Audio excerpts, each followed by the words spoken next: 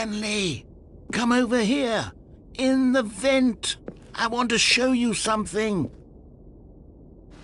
Oh, you don't want to see the cool surprise I made for you? Well, fine. You're a dork anyway, so who cares? Oh, never mind. You're not a dork.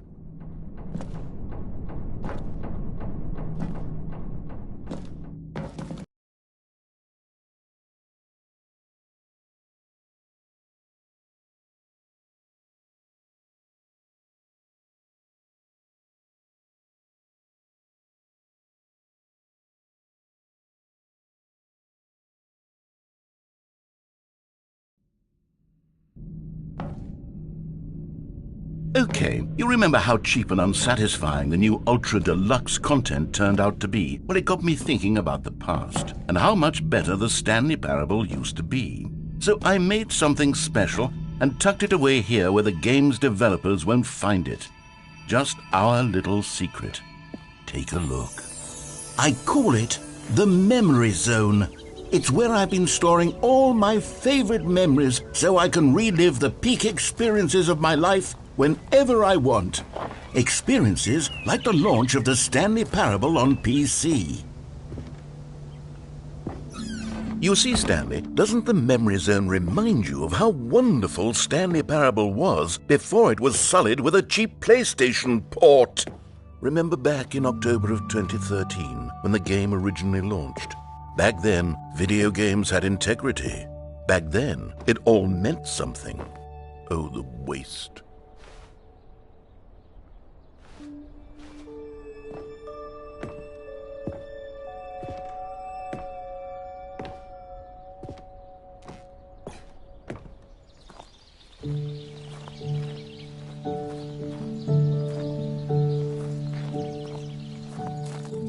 And over here is where I keep reviews of the Stanley Parable. Like this stunning triumph of games journalism, 10 out of 10 from Destructoid.com. James Stephanie Sterling writes, and I quote, "Where so many games that aspire to be more than games end up less than any form of art, Stanley Parable strives and then succeeds to be every game ever created." Did you hear that, Stanley? Every game ever created. That's how grand and all-encompassing the original Stanley Parable was. It was literally every game ever created. It was Skyrim, it was Persona 3, it was all of them, and now it's nothing. It's no games at all. It isn't even the Stanley Parable anymore. It's just a husk now. A lifeless husk with an hour of new elevator content.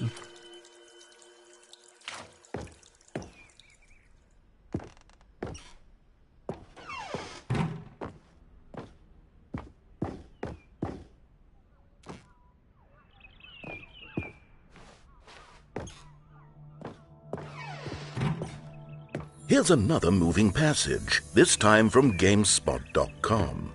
The Stanley Parable is both a richly stimulating commentary on the nature of choice in games and one that offers some of the most enjoyable, surprising, and rewarding choices I've ever been confronted with in a game. 9 out of 10. Don't you get it, Stanley? The game was perfect.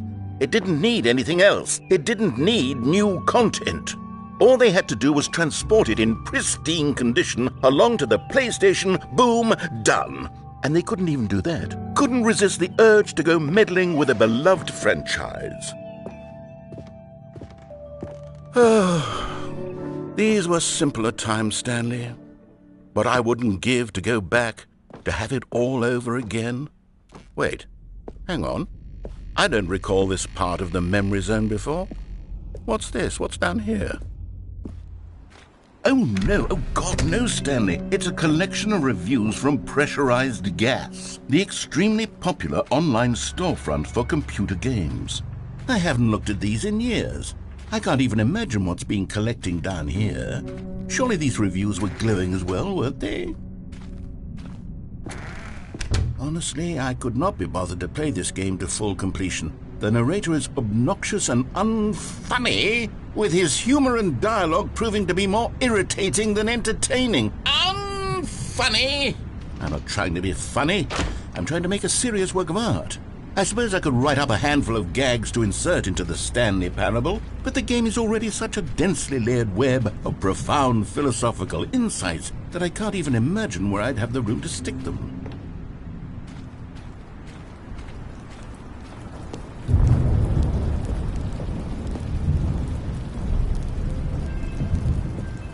Okay, let's see what this one says. While the idea for the game is good, for someone who prefers non-linear games, this preachiness gets annoying fast. Preachy? Stanley? I'm not preachy, am I? You can tell me if I'm preachy. Honestly, you can. Oh, goodness. This is actually quite shocking for me. Well, to be honest, I had always thought of the game's dialogue as being rather terse to begin with. You can't know how much fluff I cut from the game to get it to feel as light and airy as it... Well, I always thought it did. But maybe it wasn't. Oh dear. What an awful memory to have to hold on to. These black marks on my otherwise unimpeachable track record. I feel like a failure. Like I let these people down. Perhaps the Stanley Parable isn't quite as sterling as I always remembered.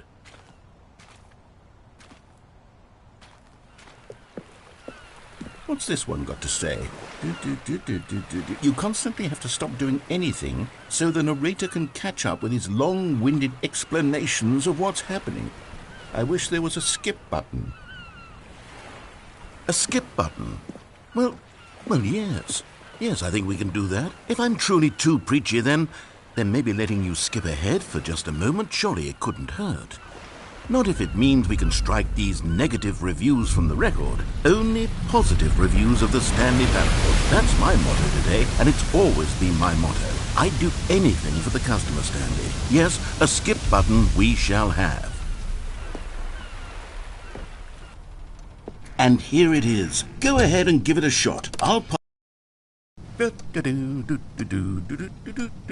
you're back, you see. You were only frozen in time for a few minutes, but it was plenty of time for me to deliver a long, rambling monologue full of unnecessary verbal flourishes and lengthy ruminations on the nature of choice in video games. Of course, I happen to believe it was perhaps one of my more profound such ruminations. Not that, of course, you need a description of it, but if I had to describe it... Well, there's sport. You really did catch me rambling on a bit, didn't you? But that's the power of the button. The minute I start to go off on a thoughtless display of self-absorption, it's right at your fingertips to go poof, and it's all over. I can't wait to see what Cookie 9 will say about this, and whether they'll edit the rating of their pressurized gas. Okay, welcome back, Stanley. Now, I should say that the amount of time the button has been skipping through is becoming longer and longer. That last one was, well, I want to say maybe 30, 45 minutes? Stanley, please don't push the button again. It's been 12 hours. You've just been frozen there. I don't know why the skips are getting longer, but they're really, truly getting longer, and my God, there's no way out of the room. Stanley, the door is gone. It's completely... Oh, Stanley, you're back. You're back. Oh, my goodness. I have someone to talk to again. Stanley, I think it's been a week. Or 2 weeks. I've been sitting here all that time. Just sitting here. Not a single person to speak with. And you'd think that that's just how it's always been, right? Me talking and you saying nothing. Would you think that it's exactly the same as always? Doesn't that feel like what we've already been doing? Me just talking? But it isn't, Stanley. It isn't the same at all. It is... Oh, hello. It's you. You're here again. Welcome. I have had time to think about you and about us and about everything we've been through. I've had so much time. I stopped keeping track after a year. Have you ever sat down in one place and not moved for one entire year? Let me describe it for you. To begin with, there is only regret. There is only the turning wheel of missed opportunities. I felt nothing at all but regret for the longest time, Stanley. Days, months.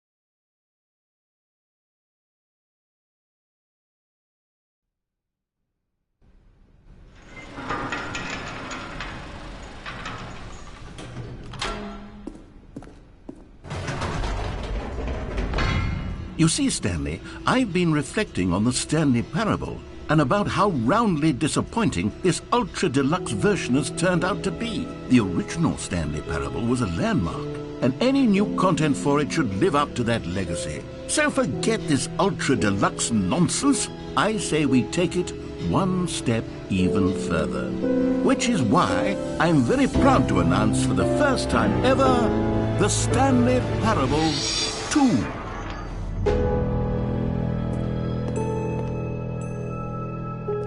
Yes, you see, isn't this far superior to a measly port with a few minor additions? Think of all the new territory we'll cover with a fully fledged sequel. An entirely new experience, built from the ground up. Why, there are so many possibilities. It could go in so many different directions. This is what fans have truly been asking for.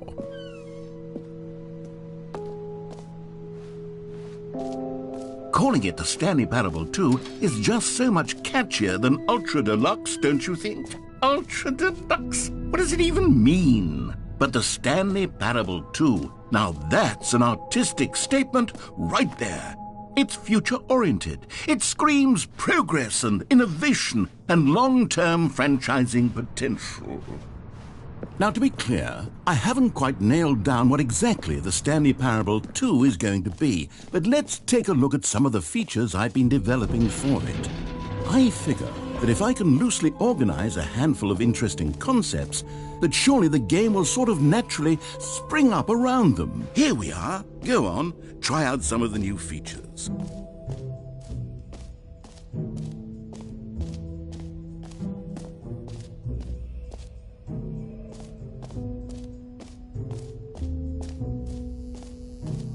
Now, here's something special. You remember that broken test trophy that got left in the game on accident? Well, I'm developing a technology to simply give you the trophy. Yes, you see, you'll come to this lever. Okay, perhaps I should have clarified. This is technology that will exist. Right now, the trophy is still fully broken. I'm not a wizard, Stanley, but I guarantee it will be fixed in the sequel to at last satisfy the hordes of ravenous fans all over the world who have been uproariously demanding this feature. Gamers, we hear you, and I promise it will happen.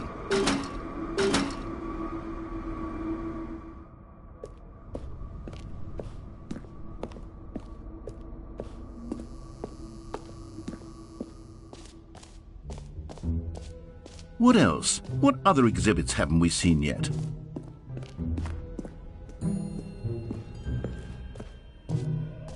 Ah, collectibles. Now it's a real video game. In the Stanley Parable 2, you'll run around gathering up these miniature Stanley figurines. And what's truly innovative is that there will be no reward for collecting all of them. I don't want to stifle the intrinsic joy of watching a number go up. You simply collect all of them, and then you move the hell on with your unremarkable life.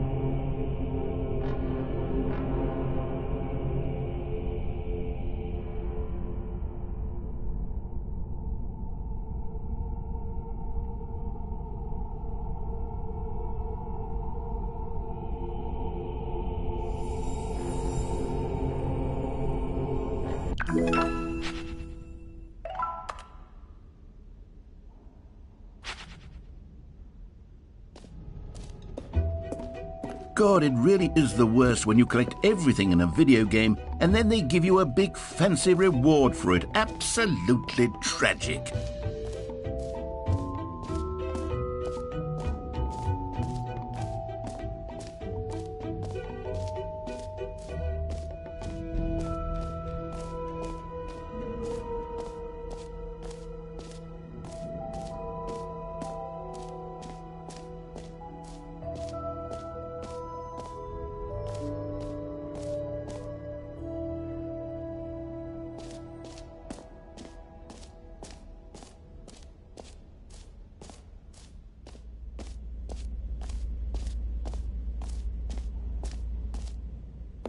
Stanley, here's an idea that I'm truly fond of. It's never been done before in a video game. This is, in fact, a hole that you can fall down forever. That's right, infinite falling. You can fall until the end of time, if you like. A stunning leap forward for video games as a medium. You see, isn't it wonderful? One of my more ingenious concoctions, if I do say so. Now then, since you've gotten to see the infinite hole, you can press the teleport button to pop back up to the top, and we can continue onward. Now, I don't mean to be a bummer, but I do recommend you use the teleport button to go back to the top. Maybe do it on the sooner rather than later spectrum of things.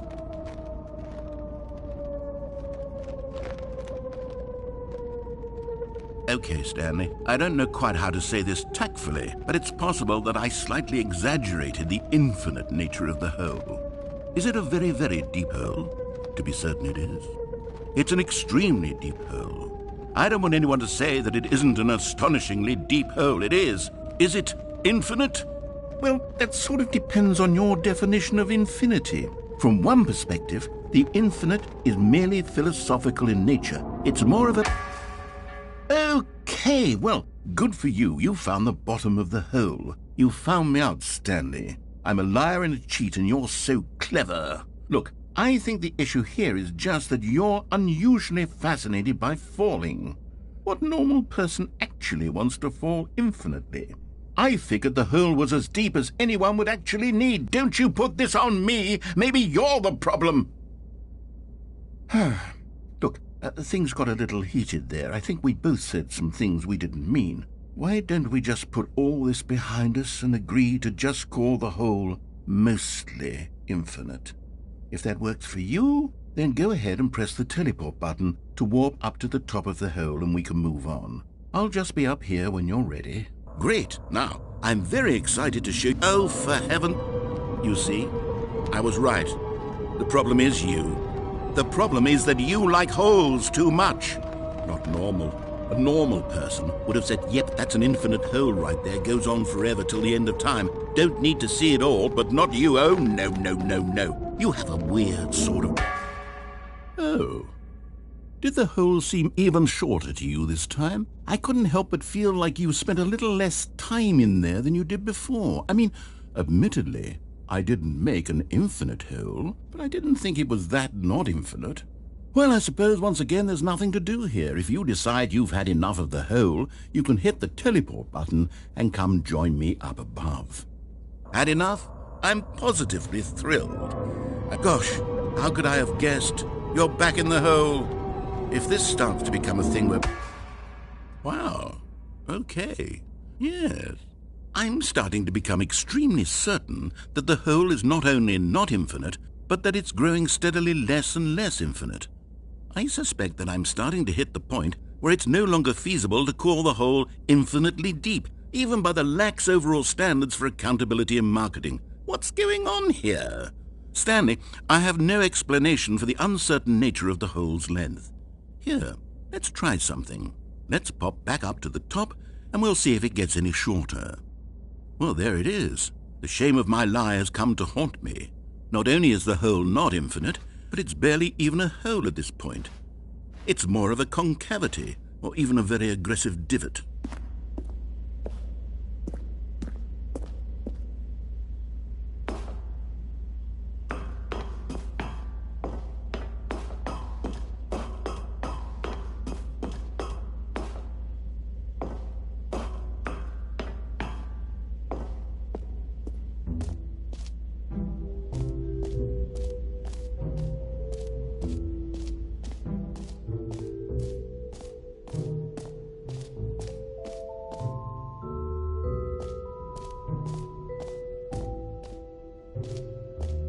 You know what, Stanley? I actually think the jump circle was a pretty good idea. I'd like to hang on to that for the sequel.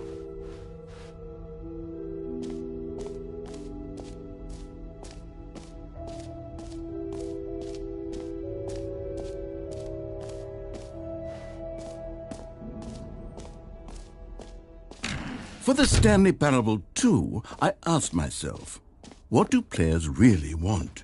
And of course, the first and most obvious answer is that they want to be individually recognized and validated as people.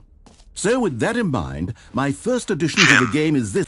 Sorry, I should have clarified. Right now, the button only says the name Jim. But of course, in the final game, this button will say your name, whatever name that is. Here, let's have you role-play as Jim to really simulate the full experience of this feature. Just play along. I promise you'll love it.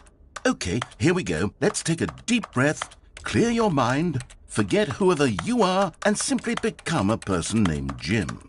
Jim. Whoa, hold on. I wasn't finished setting up the backstory. If you don't properly roleplay as Jim, then you'll never understand the impact of this button. Otherwise, it's just a stupid button that says somebody else's name.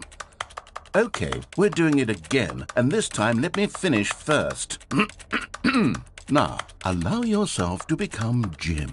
Jim. All right, fine, whatever. It's just a meaningless button that says Jim. Are you happy now? Get out of here. I'm done with this button. Why don't you go humiliate me in front of a different feature that I worked very hard on? Jim. See, if you'd Jim. only played Jim. along, that would have been your name, the Jim. button says. Jim. But no. Jim. Instead, Jim. I Jim. can't even Jim. think about it. Jim. I'm taking the Jim. Jim button away. Jim. Jim. Jim. Jim. Jim. Jim.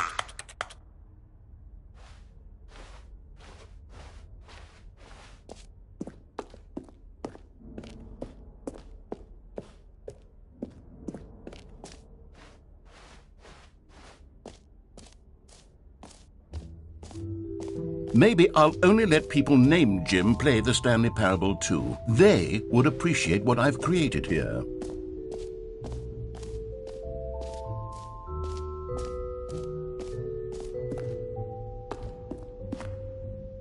A common complaint of the Stanley Parable was that it was confusing and paradoxical, that it engendered a chaotic sense of reckless despair in those who played it. Well, I'm happy to say that after much consideration, I've engineered a clever solution to this fundamental problem with the game.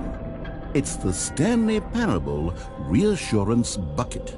You see, Stanley, anytime you're holding the bucket, a sense of calm and ease will fill your mind and your heart. It's true. As long as you hold on to the bucket, the many disorienting contradictions of the Stanley Parable will feel perfectly normal and perhaps even comforting. You may even come to long for the gentle embrace of jarring cognitive dissonance while the bucket is in your arms. And to be honest, it's a much more convenient solution for me than actually redesigning the game to be less uncomfortable. Can you imagine what a pain in the ass that would be? Yes, the bucket is the perfect solution. Come on, give it a try. Can you feel it? The glow of comfort, even in the face of crushing despair, must already be sweeping through your body. And in fact, can I say that I do believe the bucket lends you an air of charisma as well? I think that just holding it has made you the slightest bit more attractive as a person. The benefits of the bucket seem to go on, don't they? All this and more await you in the Stanley Parable 2.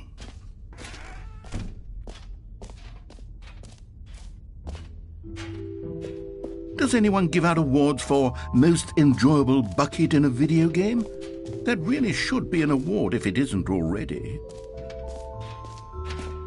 Okay, I'll be honest, I haven't yet decided on this one. I think that in the new version, the office could use a bit of decoration, like balloons. But I'm undecided on Get Well Someday and Happy 12th Birthday. Which would you go with? You know, sometimes when you solicit another person's opinion, it makes you realize that you knew which one you actually really wanted all along. Happy 12th birthday, step-niece, it is.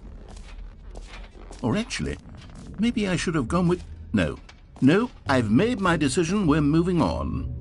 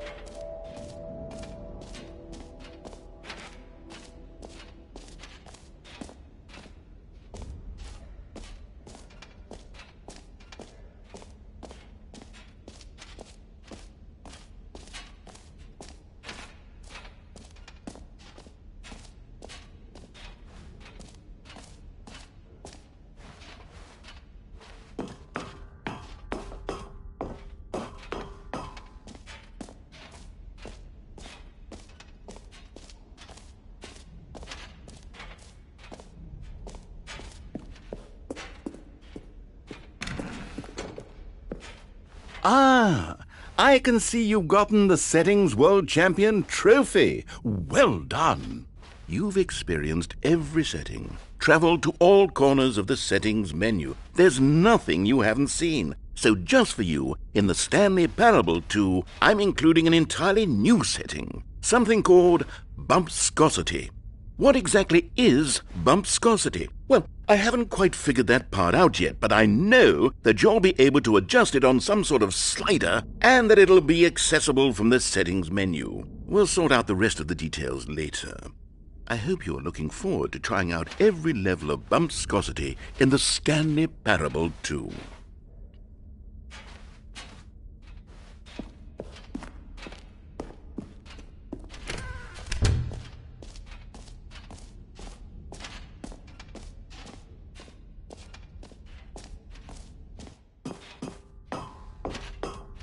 An epilogue would be fun, wouldn't it, Stanley? Yes, it will go at the end of the, well, we'll figure that out later.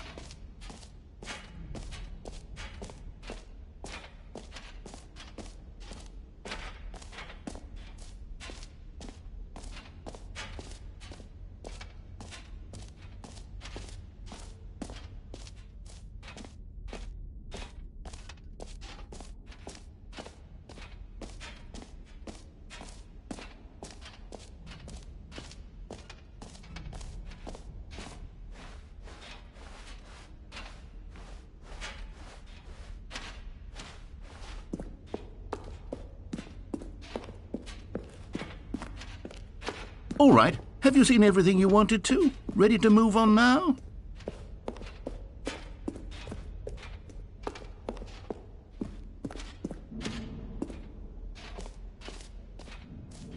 So, Stanley, what do you think? Do you like all of the new features? Yes, I know it's not exactly clear yet how exactly these features will come together as one single coherent video game, but I can feel it in my soul.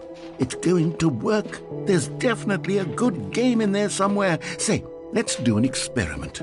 I'll arrange these new features together and we'll see whether or not it coheres into a meaningful gameplay experience. Okay, are you ready? Here it is. I give you the Stanley Parable 2.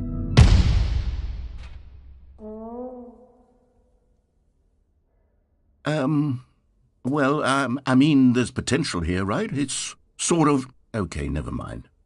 Hold on, let me do a different arrangement. Okay, yes, this is much better. I feel good about this. Here we go, version 2. Who am I kidding, Stanley? This isn't a coherent video game at all. It's a lot of gags. And I do very much enjoy creating gags, but they don't add up to anything.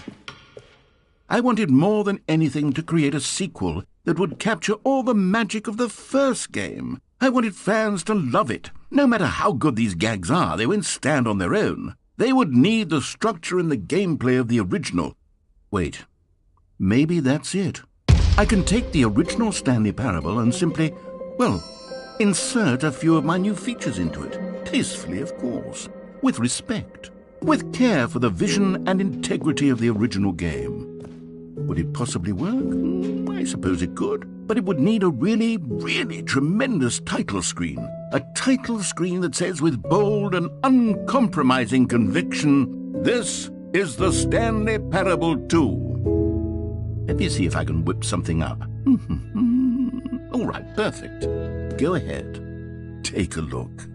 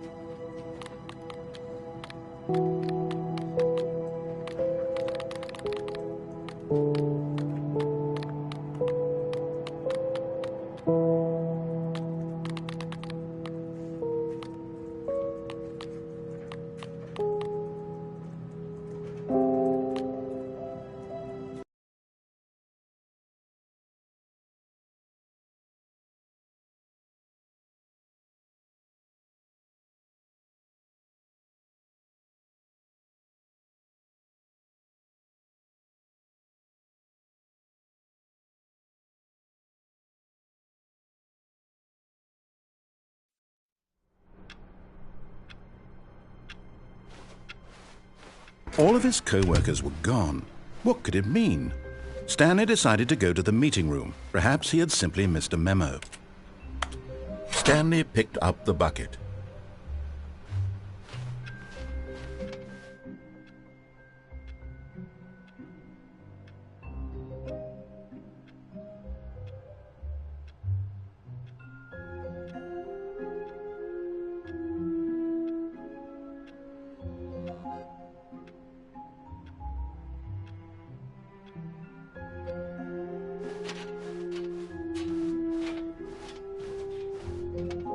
Stanley clutched the bucket tightly to his chest and entered the door on his left.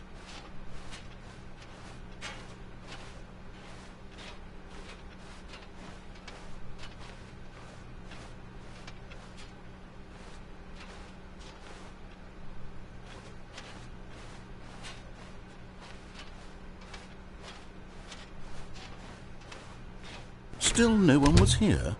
Stanley needed the bucket's warmth and comfort now more than ever. Perhaps his boss's office was where he'd find... Oh, Stanley, can you feel it? The broom closet. It wants the bucket. You can feel that, can't you? The aura of jealousy. It's as clear as day. This broom closet believes it deserves the bucket. I can really feel it now. It's a bucket. It belongs in a broom closet. That's what the broom closet is trying to say here. It's supposed to go with the other cleaning supplies. Good for you, Stanley. Don't give in. Don't hand over the bucket. I know how hard it must be, given the pressure that the broom closet is putting on your shoulders right now, but you have to be strong. This is your bucket. This is your companion and lifelong friend. You can't hand it over. Oh, no. We're getting into name-calling now, it seems. Is this how low the broom closet has sunk, that it has to resort to this stream of petty insults simply in order to get you to hand over the bucket? Stanley, I never liked this broom closet for a variety of reasons, but even this is worse than I had imagined. And wait, now the broom closet has the gall to imply that you and the bucket are not truly deep and lasting friends? That your relationship is purely superficial and convenient? That your life is so banal and meaningless that you'd feel the same sort of kinship towards any inanimate object which happened to lay in your path in an even partially enticing manner? Well, I never! Go on, Stanley. Lay into it. Really tell the broom closet off for its demeaning comments. Expand on the wide variety of experiences you and the bucket have shared together. Go through each of them point by point. Share your journal entries detailing the rich emotional landscape of your feelings for the bucket as they have changed and evolved over the years. Let him have it.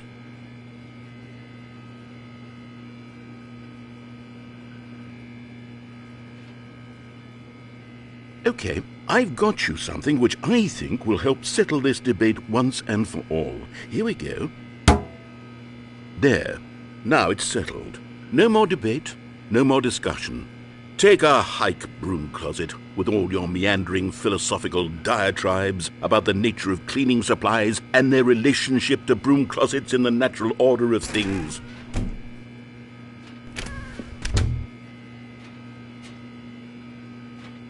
All right, I've got a second sticker back here, and I'm going to slap it on as well because I think it's appropriate.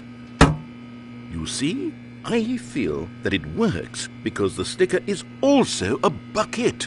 That way, if you're ever unsure whether the thing you're holding is a bucket or not, you can look down at this sticker and say to yourself, ah, it's a bucket.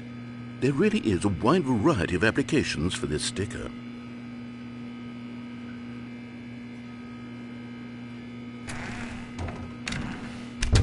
You know what?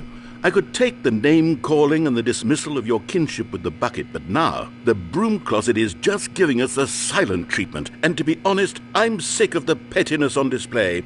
You can stay here all you like, but I've had it with this impetulant room of cleaning supplies. Easily the most childish such room I've ever been in. I'll see you outside, and we can get on with the story about you and your bucket.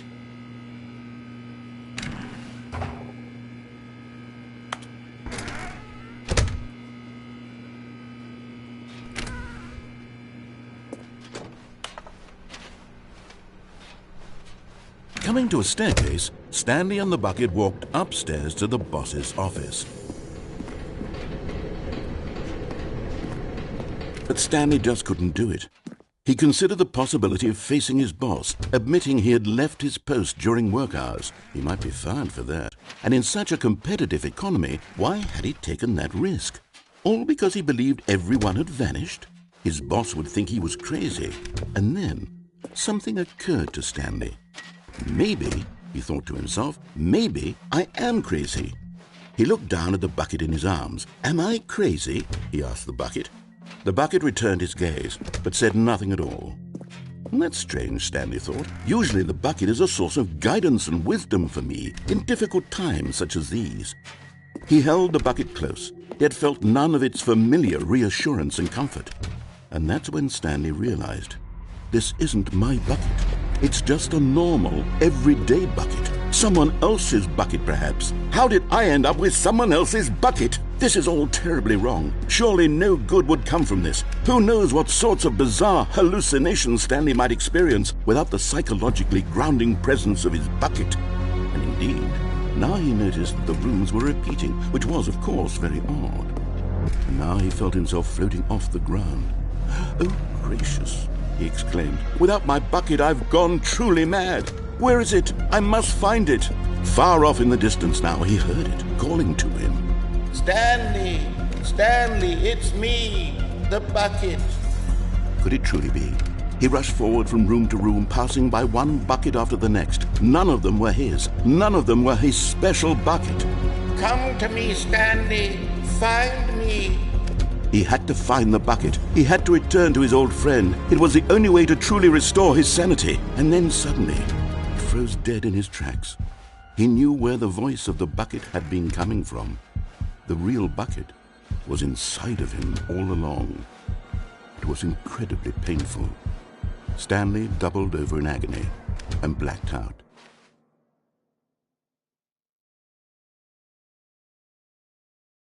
This is the story of a woman named Mariella. Mariella woke up on a day like any other. She arose, got dressed, picked up her bucket of comfort and security, and walked to her place of work. But on this particular day, her walk was interrupted by the body of a man who had stumbled through town, talking and screaming to himself, and then collapsed dead on the sidewalk. Right away, she knew what the problem was. This man had no bucket. Of course he'd gone mad, ranting and raving about a narrator describing all of his actions and how everything is predetermined and free will is an illusion and it's all just a video game. It could all have been prevented if only he'd taken his bucket with him. Perhaps he didn't even realize he'd forgotten his bucket at home in the first place. How cruel the world can be, Mariella thought, and she hugged her own bucket even tighter. But of course, she had no time for this. There were a myriad of confusing problems she would soon have to confront at work, for which her bucket would provide absolute guidance and total clarity on everything. Heck yes, she thought to herself, my life kicks ass. And she backflipped all the way to work.